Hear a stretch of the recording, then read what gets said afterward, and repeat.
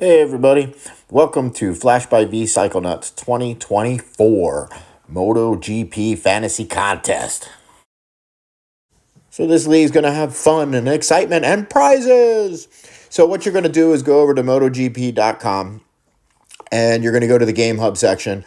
And if you haven't already registered for their fantasy leagues, you're just going to register. It's free. And then you're going to join a private league, and you're going to enter the code that's on your screen right now, FZYUX533. Each week before the race, you're going to set your lineup according to the same MotoGP.com rules.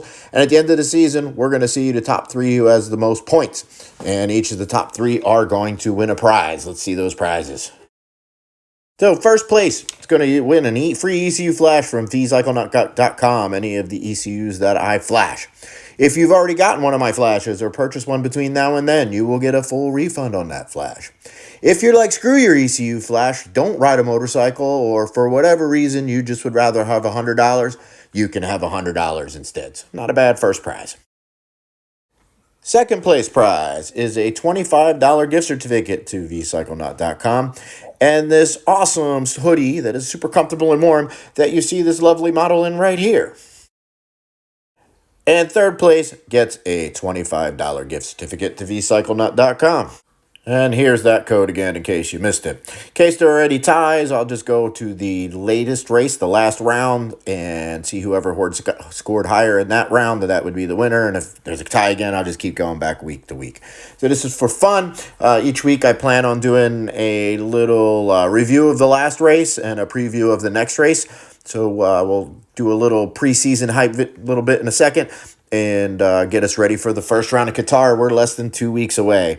So let's get a bunch of people registered for this. It'll be a lot of fun and bragging rights, and let's talk some shit. And then, like every preseason, the speculation's been pretty crazy, right? So Ducati still looks to be ruling the roost. It looks like KTM and Aprilia may have taken another step, but it still looks like, obviously, Ducati's going to be the team to beat. Been obviously a ton of hype around Marc Marquez, and up until the last days at Qatar, his results, not horrible, but a little disappointing if you're a big Marquez fan. And that's where I'd like to start talking, is Marc Marquez, right? Obviously, the biggest news in the off-season is him switching to Ducati. So he switched off the lowly Honda, which seems to be really, really lost, and got onto a bike that seems to be competitive with no matter who is on it. So we would have to think that Marquez, being on the Ducati, should be quite successful. I think a lot of that success is going to come down to, is he going to be able to have saves like this again? Is he going to be able to have those big, huge front-end slides and save them? That is always when he's been riding his best, when he's able to push the bike to its absolute limit and over the limit and be able to bring it back. And let's not forget, he's just one of these away from hitting his head again and having the double vision coming back and possibly missing several races. I don't think there's any doubt that he's going to win a bunch of races this year. I think Aragon, Coda, Sachsenring, we'd all be shocked if he doesn't win those, right? But the question is, can he win the championship? And when the GOAT conversation comes up, greatest of all time, he's always compared to Rossi. And so let's talk a little bit about that. So back in 2003, Rossi was riding a Honda on top of the world, just won the championship. The Honda got in a contract dispute with him. Honda saying the bike is the reason you're winning. Rossi saying, no, it's because of me. And in a bombshell move, Rossi switches to Yamaha. The year before, the Yamaha had one podium, hadn't won a race, was completely lost. And lo and behold, first race out, Rossi wins the race, gets off the bike and kisses his bike. And at the end of the year, won the championship, first time out. So Rossi went from a great bike to a non-competitive bike and won the first race and championship. So what Marc is doing is kind of the opposite, right? He's going from a non-competitive bike to the uber-competitive Ducati.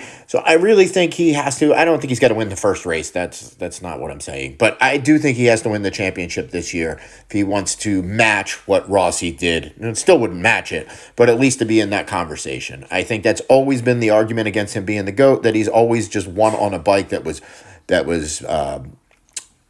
built for him, right? He came up in the MotoGP, was instantly fast and winning championships, and Honda developed that bike around him. And then as soon as they stepped back a little bit from that because he was hurt and not riding as much, he wasn't able to go as fast on it. So it'll be really interesting to see. I do happen to think he's doing great this year. I think he will be battling for the championship all the way to the end. I think his consistency is crazy. His will to drive to win is just off the charts, and I think he will be there. So, but I do think, like I'm saying, to be in the GOAT conversation of the GOAT, he needs to win the championship. Okay, and who in the room wasn't a bit like, what the fuck, when Aprilia showed up with this thing off the back of their bike? Ended up being a pressure transducer, so that I guess they can measure downforce and stuff. I was a bit surprised that they brought it to the test, and then after thinking about it, we keep hearing that the bikes behave very differently in traffic and around other bikes, and I'm guessing they wanted to get some data with the aero and being around the other bikes and see how that performs. So it'd be interesting to see if Aprilia has any type of an advantage in a group traffic with their aero package. I'd say the next biggest thing this offseason has been Pedro Acosta coming up to the big red with the big boys. And he's proven himself, no surprise, to be pretty fast right out of the box. And so it'll be interesting to see his learning curve on the gas KTM and see if he's able to be the top KTM by the end of the year. Brad Binder's been quick in testing, and as we know, he's normally a Sunday fastest kind of guy. So looking forward to see what Pedro can do. And while we don't have any American racers in the series, boo, we do have an American team now, Trackhouse Racing. And they've made some good moves. They've been pretty quick in practice and so far in preseason testing. They hired David Abrivio, who was with Suzuki and really helped them come along as their team principal. And we have Miguel Oliveira, who's a decent rider, should do pretty well. And we also have a young up-and-coming rider in Raul Fernandez, who's been real quick in testing. So I'm really looking forward to seeing how this team does, putting America back on the map a little bit.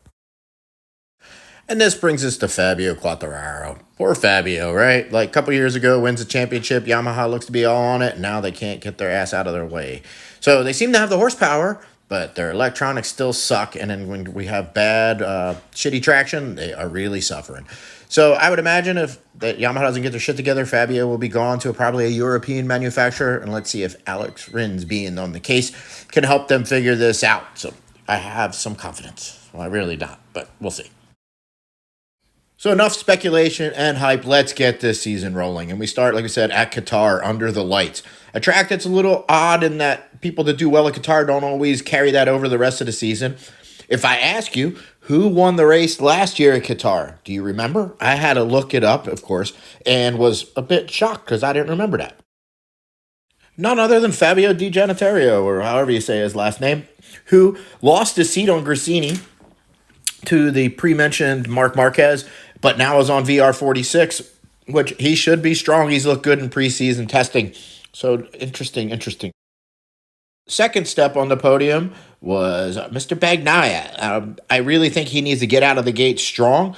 He was a little inconsistent the last couple seasons, even though he won the championship. I think this year with Marc being on the Ducati, we can count on him to be in the top 4 or 5 every week.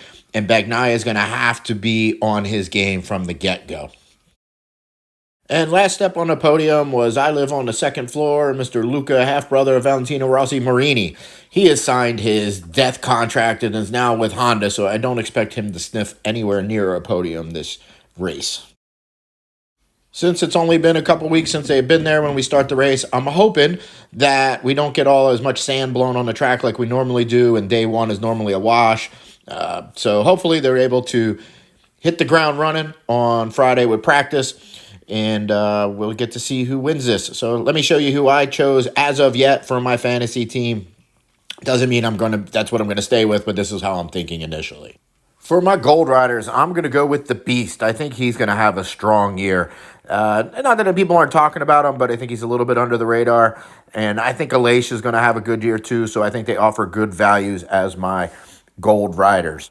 For my Silver Riders, I went with a rider that I think offers great potential value here in Raul Fernandez and other brother, Marquez brother, Alex, who I thought was a decent buy at $2.4 million.